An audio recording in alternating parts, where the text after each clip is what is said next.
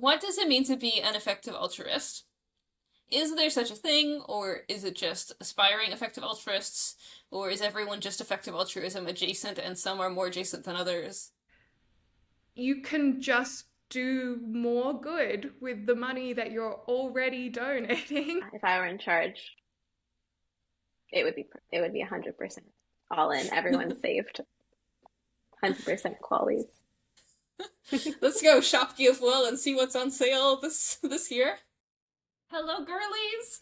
And hello to all of the EA gender neutral girlies out there who are listening to our little special bonus podcast. Um, I'm so excited we're doing this. I figure we should probably introduce ourselves for anyone who doesn't know us from Twitter or the forum or the other places that we lurk in the extremely online effective altruism world. I'm Kirsten. Um, what do I do? I run the Effective Altruism Lifestyles blog, and I'm in the top 10 top, like, karma for the Effective Altruism forum, because I always comment, good job, well done, on, like, all the posts, and people upvote it. And I am a mom on maternity leave. Grace, do you want to go next? Sure. I'm not sure that I'm extremely online, but I definitely am online and available on most channels. So I guess like currently I'm the head of marketing at Giving What We Can. And what else to say about me? I also have some karma on the EA forum, although it's not my favorite place to be online, mostly because I co-author a lot of posts for Giving What We Can, like our newsletter. So that really bumps up my karma without contributing to the discourse. That's it from me, Francis. Yay. Yes, I am Frances. I work on the events team, specifically the EA Global team, so helping to run those conferences. And I've been on Twitter for a little bit now, EA Twitter, um, posted memes. That's basically it. Cool, thank you so much. I'm so excited to be doing this with you. So I suggested we should do this because you two are iconic creators of, I want to say memes, but not in like the little photo version, but like just you spread the good vibes across Twitter. Um, Okay. so the first topic of conversation for us today is EA origin stories. How did you get into EA? What did you think of EA when you first got into it? So, how did you first hear about EA, Grace? Yeah, so I grew up in Melbourne, and Melbourne is the famed home city of ethicist Peter Singer. And so a lot of people in Melbourne know, or in Australia in general, know who Peter Singer is because he's, I guess, like an influential public figure. Growing up, I heard about Peter Singer frequently. He actually like lives, or his family lives like not very far from where I grew up.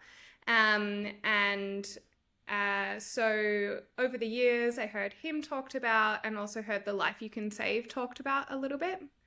But, you know, beyond some kind of, you know, quick mentions at a bar or like quickly hearing about these kind of concepts, mostly from my medical student friends at the time, which I think is maybe a common place for people to learn about the ideas of effective altruism. I hadn't really engaged with it apart from just knowing it kind of existed until when I was working in consulting. I had one other vegan friend that worked at the consulting company with me, and she said that she was organizing a talk from Peter Singer and Luke Freeman at Giving What We Can to come and talk about effective altruism, and like I should come along. So I attended this virtual talk a few years ago now, and I was so struck by the ideas. In fact, I couldn't believe that I didn't take it more seriously all of the other times I had heard about this. I was like, you can just do more good with the money that you're already donating.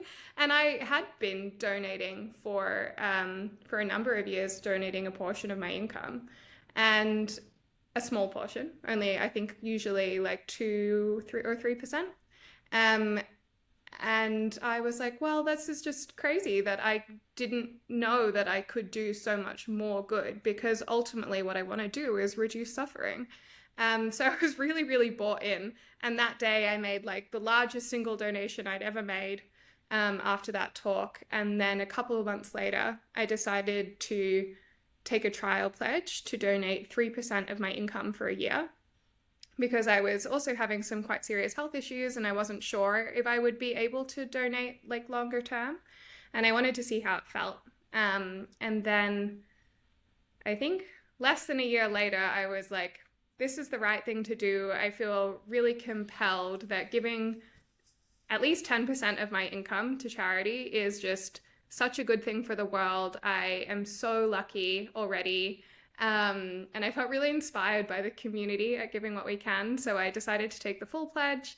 And that was really like my key gateway into, into the effective altruism community. And then the other part of this story is that during the pandemic, my boyfriend at the time and I, and also his brother, were all learning more about effective altruism at the same kind of time. They were more technical, so more interested in like X risk and AI safety. I was, mostly thinking about global health donations and how to use my income. That was kind of an interesting confluence where we all had a bunch of free time to learn and never really had the chance to interact with other people in person to talk about these ideas, but we did have a lot of time to talk to each other. So I think that really like helped us explore the ideas and get a little bit more into it. And now here I am, and I've been working for Giving What We Can for close-ish to 2 years now, which is like super exciting. It's been such a rewarding move away from the corporate sector, not without its challenges, but it's definitely one of the best things I've ever done. Okay, how did I get into EA? Okay, in my second year of university, basically my best friend, her brother was running like the Stanford EA group. So then, because of that, she sort of heard about EA and read Doing Good Better, and then started talking about it nonstop, like really excitedly. And I was like, okay, I have to read it. So then I read it too. At first, like my first impression, it was pretty unintuitive to me, because I think my perspective, I mean, as soon as it started talking about qualies, it's like, oh my gosh, you can't do that. Like, all suffering matters. How could they do this? Which I think is a totally understandable reaction, of course, because it was my reaction, so I understand it.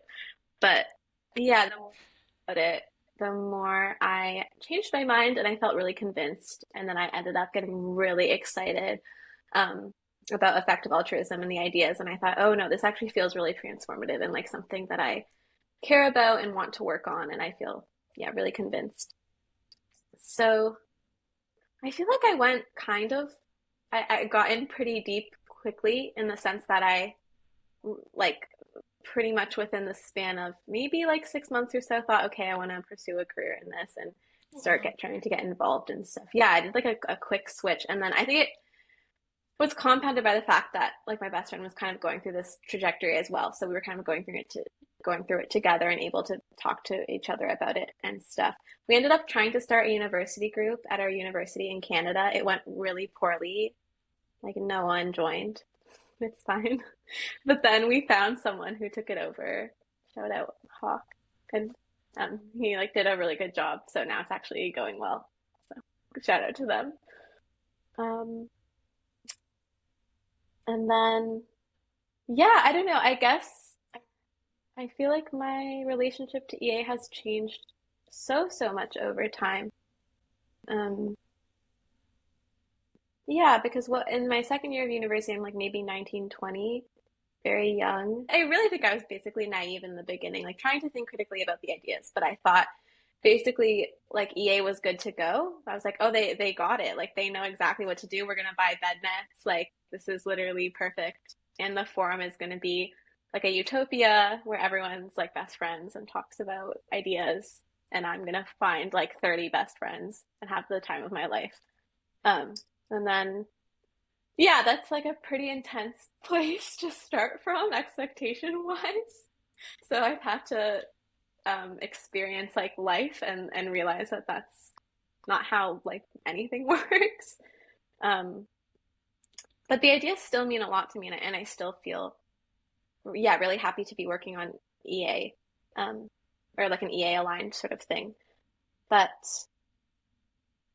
yeah, I feel a lot more like uh, able to understand that there's nuance to everything. And yeah, we're all kind of trying our best, and there are a lot of different ways that you can view the world. And there's like a lot of uncertainty, and kind of no one has this whole thing figured out. I'm still looking for a group chat with like 30 people where we're all best friends and talk about bed nets all day. So if you Yeah, find if one. you find that, yeah, we'll let each other know if we find that. Francis, I'd be interested to know, like, if you changed your mind about qualies being a good way to measure things, or like, seeing your initial reaction was that like you can't measure suffering like that. Yeah, whether you changed your mind. Oh, sure. Yeah, I think I just totally changed my mind. It was really just an like a sort of aesthetic distaste, basically, for the initial idea. The idea is not that, you know, to say one person's suffering matters less or something. It's just literally an attempt to kind of take limited resources and triage. Yeah, my introduction to QALYs, which is quality adjusted life years for anyone who hasn't heard of them before, and DALYs, which is disability adjusted life years, was when I was working in pharmaceuticals.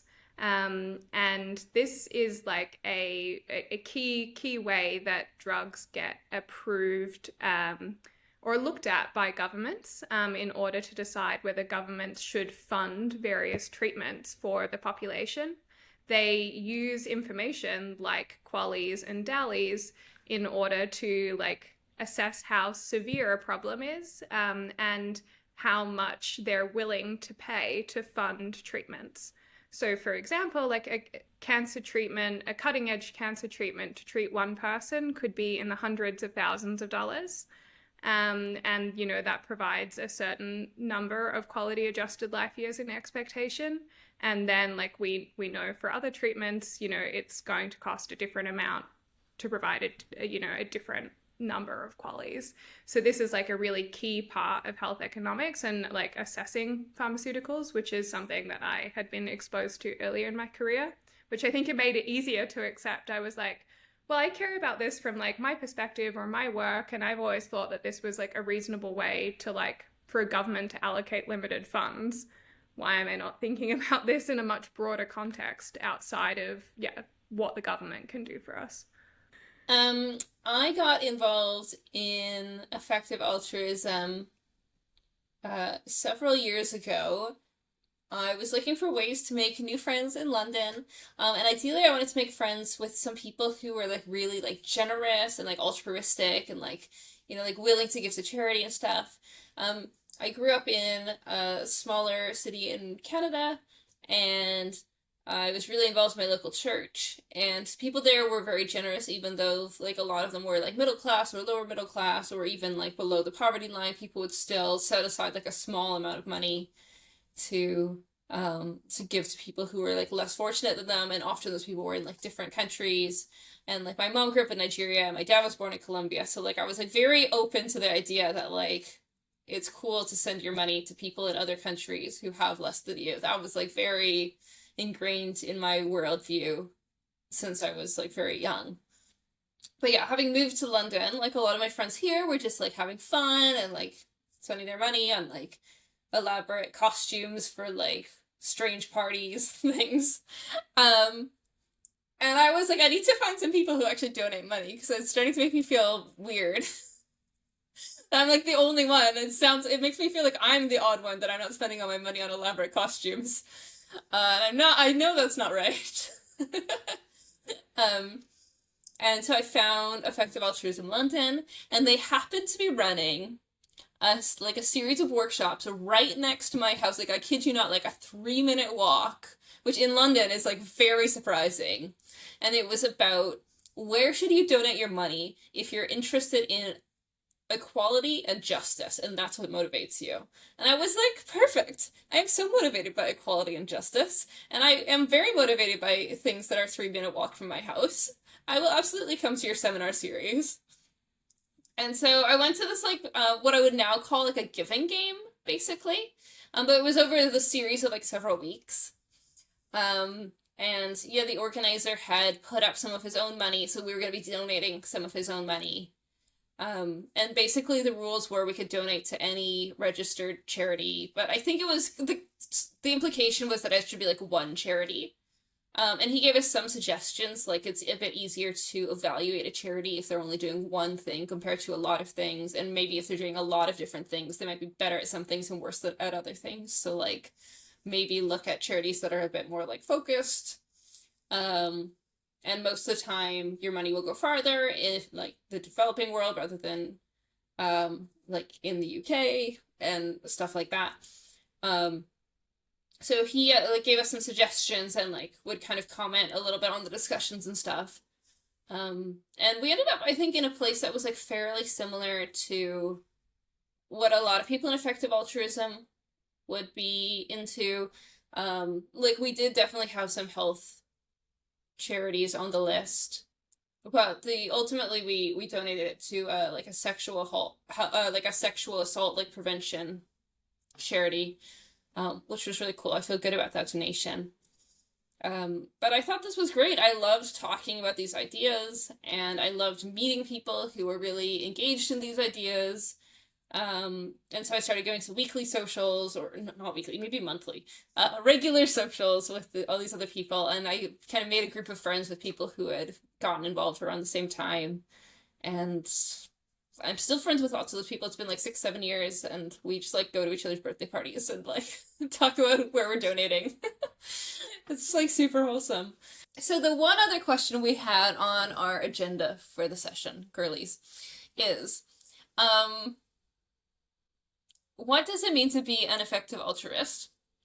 Is there such a thing, or is it just aspiring effective altruists, or is everyone just effective altruism adjacent and some are more adjacent than others? That's all I got. It's a good question, and I think it's one that seems to have come up a lot this year. The way that I like to think about it is, like, we're all just people, and I guess there is this community, and people exist in various levels, or just have, like, different levels of this community. I generally try not to, like, I guess, like, say effective altruist versus, like, which implies that there is, like, a group of people that are definitely this one thing.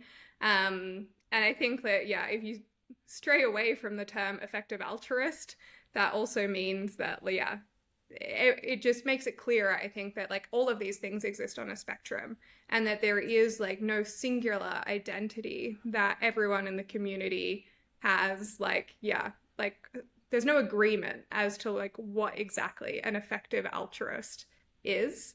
And that's generally why I probably stay away from, like, calling myself, like, an effective altruist. I would say that, like, I'm a member of the community, like, or I work in this space, like, I really believe in the principles. That's generally the kind of framing that I would put behind it, because I also think it puts less pressure on their being and identity that goes along with it, and leaves more space for me to, like, change my mind, and for other people to change their minds as time goes on, or to, like, flex their interest and engagement up and down in a way that feels, like, right for them. Yeah, no, I get what you mean. Like, around the time that my baby was born, and also that we bought this house, I stopped donating for a while, which is not illegal because I did not take the Giving What We Can pledge. So I'm in the clear, guys. I'm just gonna throw that out there. But I did feel very weird about calling myself an EA, even though nothing had really changed about my commitment to the principles or my involvement in the community. I was as involved in the community as ever. But I did feel a little bit like, I don't have an EA job. If I don't donate 10%, can I call myself an EA? Like, what if someone says I'm not an EA? This can be a very awkward conversation. I don't want to have that conversation. So I kind of get the that using the label can pressure you to keep doing certain things, even if actually maybe the best choice for you would not be to do those things. Yeah, so my position is like that labels are usually more useful to other people than they are to you. And so to the extent that it's useful to other people, then I want people to feel comfortable calling themselves an EA and not have like a 5-minute explainer on why they're not actually an EA. And so if someone walked up to any of the three of us and said, "Are you an EA? Like, I've heard about EA. Are you an EA?" I would want us to just say yes without like worrying about it or thinking about it too much. Because I think we're all involved to the point where we should just say that we're an EA. The answer to the question that they're trying to ask is yes, even if the terminology is not exactly the terminology that we would maybe want to use. Yeah, I think that's right. I like if someone asked me that question, they came up and said, "Oh, I've heard about EA. Are you an EA?" I would say, "Yeah, of course." Like, yeah, I'm deeply committed to like trying to make the world better and like to do it effectively. And like this is part of my career and like how I spend my time. Of course I'm an EA. Yeah. And I think like, yeah, sometimes like being a little bit too pedantic about like, yeah, the like these things is probably to our detriment. So maybe I should retract all of my previous statements. But I think Race is an EA. You heard it here first. No, in a perfect world, I do think that like, yeah, you know, we don't necessarily like associate our identities or whatever. But I think in practicality, it makes total sense. Yeah, I think the sentiment of what you said previously completely holds, even if you're sort of like, okay, in practice, I might just say I'm an EA. Yeah, but even like how you frame it in your mind to just sort of see it as this loose way of communicating rather than this really deep thing, I think is helpful for me. And I do actually appreciate when people kind of make this distinction, even if like in practice I just say, yeah, I'm an EA. Yeah, and I know for some people, like it's really important to them that they can say, you know, I don't consider myself an EA, and this is just like for whatever reason the way that like their self-identity has formed. And so, yeah, I'm like, oh, if this makes you like feels important to clarify to you, then I think, yeah, go for it. I mean, everyone should just do whatever feels right to them, basically. People just do what they want. It doesn't matter. Yeah. I think okay, the one world that I don't want to see.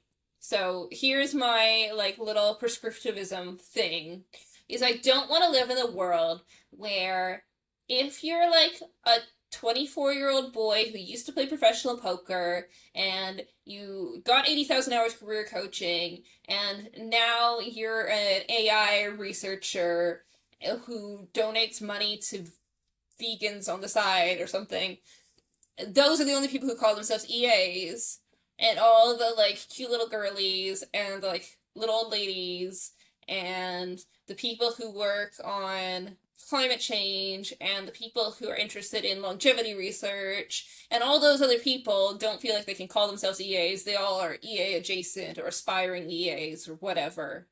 I don't like that. No, let the high school students call themselves EAs even if they're not donating yet. That's fine. That's fine. Yeah, I think that I mean like this is where I think like you can run into problems where like if there is this like really strong identity and there is a strong meaning about what that identity means, it means that people either have to select in or select out. So like that's where you can end up with like yeah, a niche group of people are like, yes, I am an EA, and all of these other people who might have said that they would have been before now don't feel like they can call themselves that. And that's where I get like a little bit more concerned, and I like would prefer to have this yeah like loose kind of like definition, or I guess like yeah frame it more as like a community, because then I think it gives people permission to I guess yeah associate with effective altruism, which I think is so important, that we're not creating an echo chamber, that we're not like yeah experiencing what is yeah like a more and more niche community. Instead we should be trying to actively grow the community, seek new ideas, and like yeah have more and more people who are interested in like associating with the community. Yeah, that's interesting. Kirsten, I feel like you were also getting at a bit of a confidence thing. That there's some risk that there's a particular type of person who's more likely to basically just not feel empowered to call themselves an EA and just feel too nervous and kind of less um, like they're being too forward, basically. It's like a bit of a protective thing. Mm-hmm. If I tell people I'm not an EA, then they can't assess my impact because, Yeah. I already said I'm not doing it. Um, I think I've like felt that to an extent, especially as someone who I think like just really believes and feels so strongly about a lot of the moral arguments, but also just is a bit like I don't live EA fully in a lot of ways. Like I'm not like, super duper productive at work. And I don't know. Yeah, I think I in my mind I'm fine with that and I feel good about the current balance I'm living and I understand why I'm doing it. But in talking to other people, I think I do get insecure sometimes. And I feel this need to really couch it. I don't know if either of you feel that or I definitely have. When I first learned more about effective altruism, I was extremely self-conscious. I was like, oh, I didn't go to an elite university. I didn't study anything technical. Like, I am not academic in the slightest. Like, I have like a practical background in marketing and like I am just not smart enough to be here is like genuinely how I felt. And I was like so nervous um, to like become more involved in the community when I joined Giving What We Can because I was sure that everyone was just going to learn that like I was like not meant to be here, that I like didn't deserve to be a part of the community. And I still think that in many ways, we have a long way to go to like make people from diverse backgrounds feel welcome within the community. And this is something I'm like extremely passionate about. Um, but like I feel like it is getting slightly more diverse, and I hope that I'm using like my role to like help people feel more welcome from like non-academic backgrounds who like maybe aren't like super smart or just like I don't know who didn't go to an elite university, all of these things. But in many other ways, like obviously I'm like still white and come from a wealthy background and am university educated, so I'm not the most diverse example of someone in the community, but trying to fight the good fight regardless. Yeah, no, I know what you mean. Like I went to the University of Alberta, which if you've never heard of, we are almost in the top 100 in the world. We're getting there. We'll get there eventually. Um and I remember I once tried to apply for a job with the Open Philanthropy Project, as they were known at the time, and they had like three questions in their screening thing, and one of them was, "What university did you go to?" And I was like, "I'm gonna get that job." So, yeah, they've changed that now. It's not a thing anymore, and I have a lot of respect for them. But like, it was like a bit scary. I think yeah. like I have always had like a bit more confidence than I really should have. And also I'm a bit blind to like social signals, maybe everywhere, but definitely in the UK. So I think I might have actually been more intimidated if I was in the US because the culture is more similar to Canada where I grew up. But because I had moved to the UK, I kind of like the fact that everyone had gone to Oxford and Cambridge didn't seem like that big a deal to me. I'm like, well, it's like an hour away from home. Like, that seems good. Like, good for them. Um, like, I knew that it was like kind of a big deal, but like, I don't know. Like, I've realized more recently like how big a deal it is and like how long people spend preparing and how important it is to them and in a way like how lucky I am now to have access to some of those networks because through my involvement in the EA community that I wouldn't have had access to otherwise. It's like really leveled up my um like career networking actually, which is kind of strange for me. Like suddenly I can ask a bunch of people with like really elite connections for favors to do stuff and like they just all know a guy. Yeah, whereas my background is not really that. It's more kind of like lower middle class, um, and like, I don't know, just like every dollar needs a job, and you've got like your charity dollars, and you've got like this dollar and that dollar. And so I almost come to EA from like a using your money well perspective. I'm like, oh yes, just like we shop for sales at the grocery store and we always bring our coupons, so we must always bring our coupon mindset to the charity world. We're not looking to lower admin costs, we're more savvy than that. Let's go shop give well and see what's on sale this year. I'm just going to say, I think this needs to be a marketing campaign I run for Giving What We Can. That was perfect. Extreme couponing charity edition, something like this. There's just this interesting thing where I feel so silly when I'm like, wow, it's so nice to see sort of the effect that more diversity can bring. And then kind of to Grace's point, it's like we're not even that diverse. Um, ugh. No. So, This is like a lot different. Like when I first got involved here in London, we used to take attendance. Oh, wow. But it was really useful because I took those stats and was like looking at like what the predictors of like women showing up. And like I was the only woman who wasn't like a paid organizer who showed up to like, or like was in like the top 10 or maybe top 20 like attendees or something like that. Like it was really not that many women who were like regularly getting involved in like the social aspect of the EA community. There were women who would like come to like lectures or like maybe like career specific things. But like the social side where people would like meet up and talk about like, oh, like should I donate to this or to that?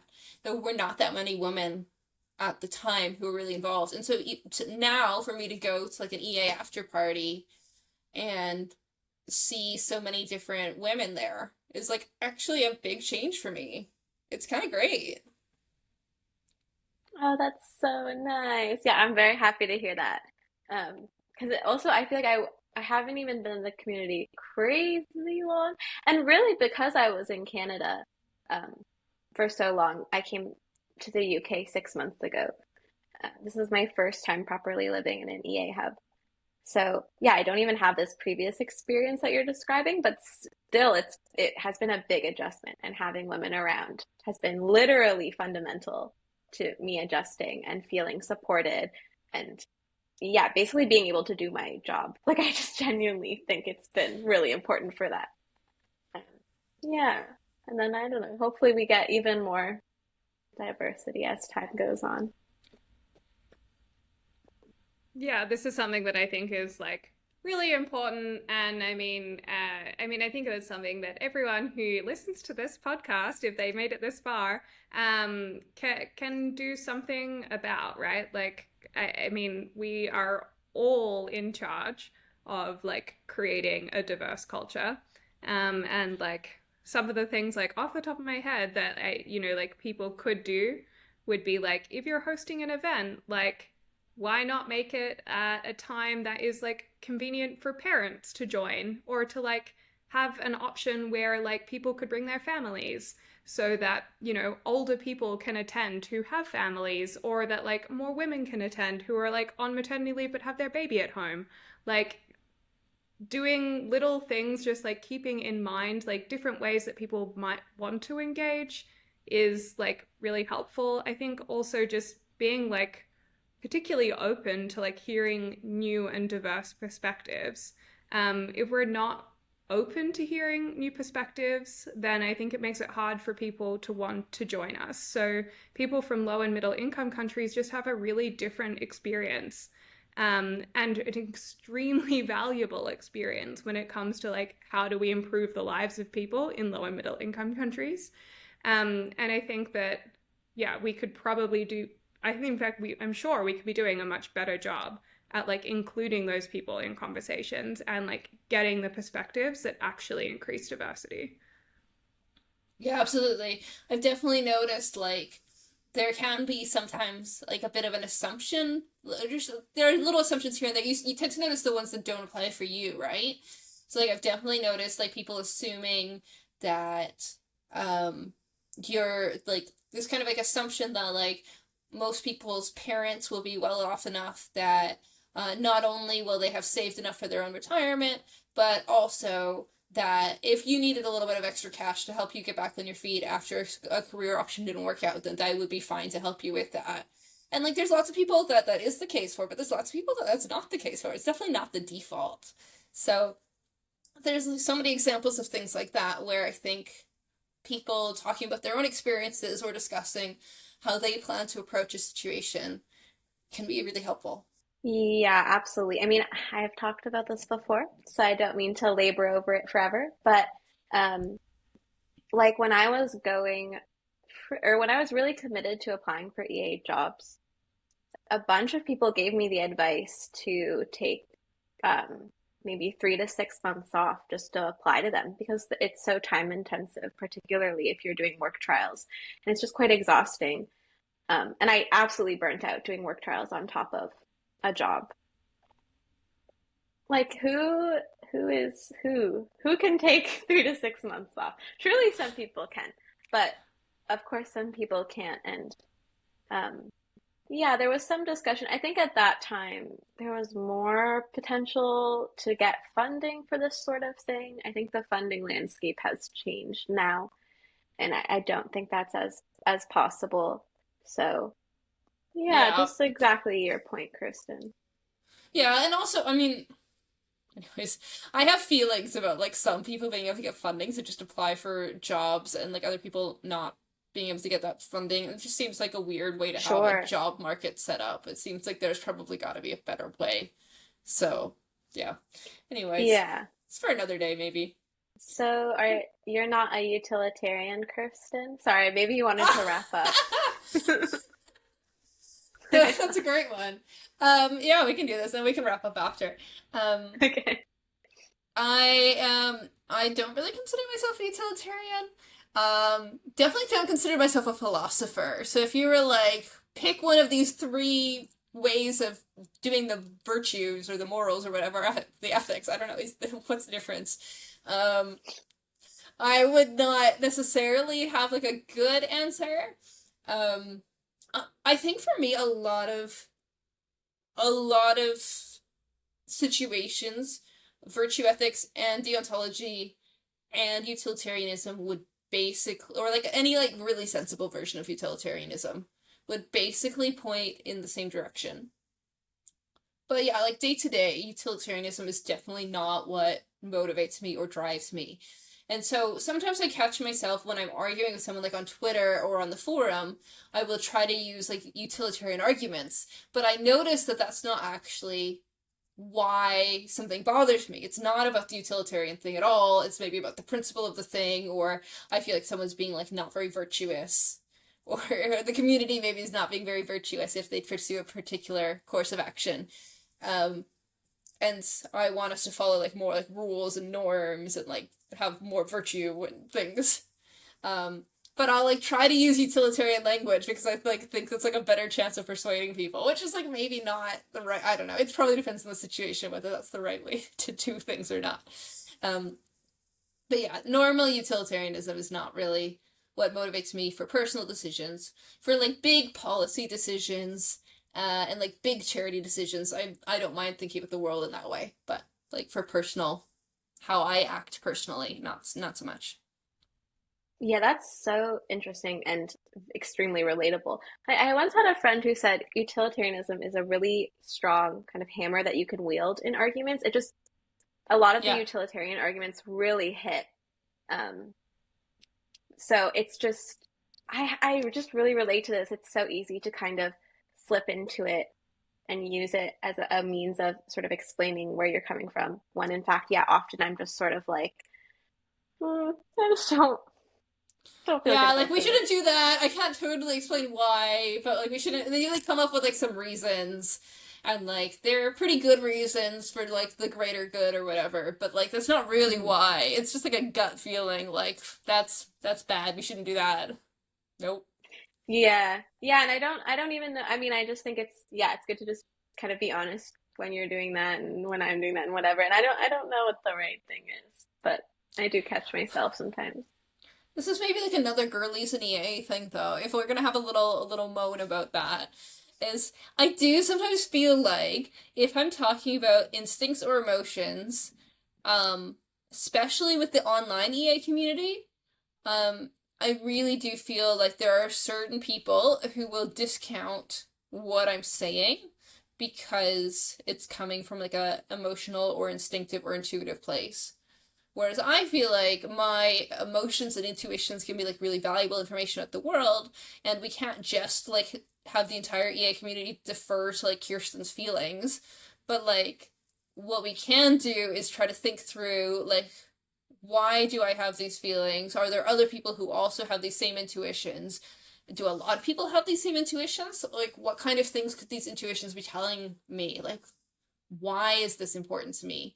And if we start to dig into those questions a bit more collaboratively, I think we can learn a lot, as opposed to just being like, well, that's not like a rational argument, so we will just do my thing.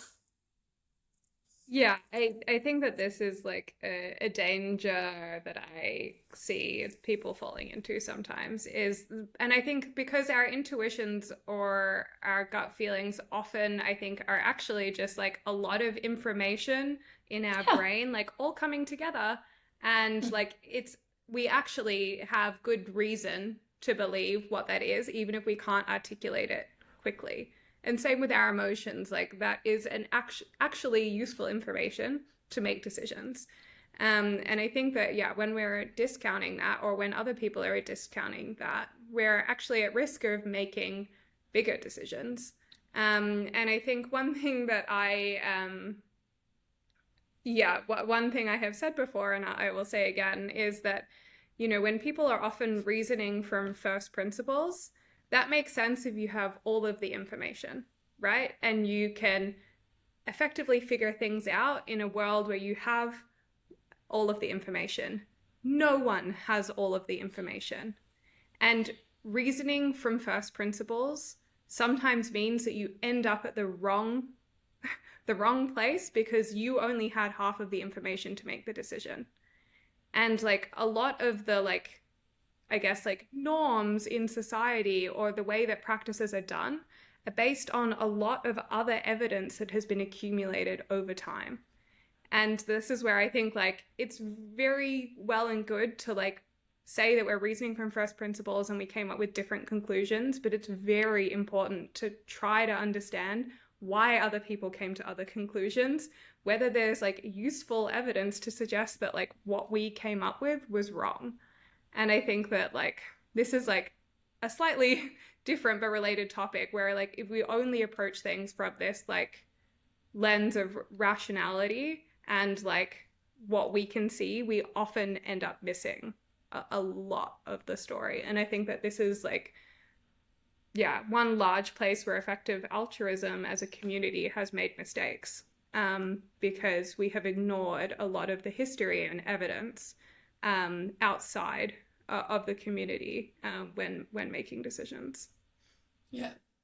And if you're trying to think about the charity community as a whole or the global community of do-gooders out there, then you might think, you know what, it's really good that at least Effective Altruism has gone really hard on like this one particular way of doing things because they've brought up some useful things and hopefully they're starting to discard the things that aren't useful. And even if they made some really big mistakes, they've also had some pretty big wins. And so that's great. But if you really identify yourself with the Effective Altruism community, it does kind of suck. And it kind of feels like some of those mistakes were maybe a bit more preventable, and it would be nice to prevent some of them, at least from happening again, or trying to learn from them sooner rather than later.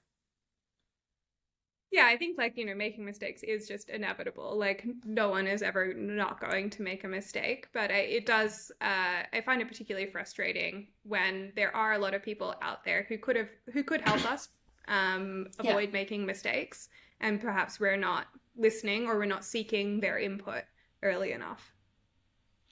Yeah. The former gifted kid in me is like, no, I think we should not make mistakes. Actually, Grace, we can be perfect, and you're not aiming high enough. So, um, We should just simply not make mistakes. if I were in charge, it would be 100% all in. Everyone's saved. 100% qualities. 100% qualities, yeah. Um, We got him. all right, girlies, any closing thoughts? How to achieve 100% qualities or diversify the EA community or anything else?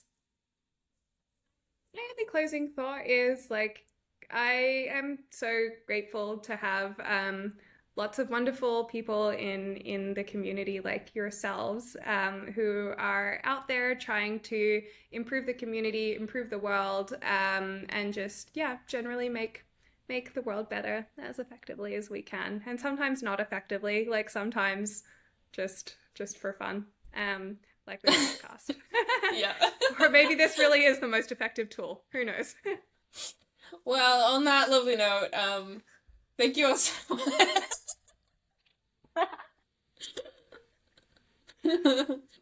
Thank you for spreading the good vibes. And I will see you on Twitter and the forum.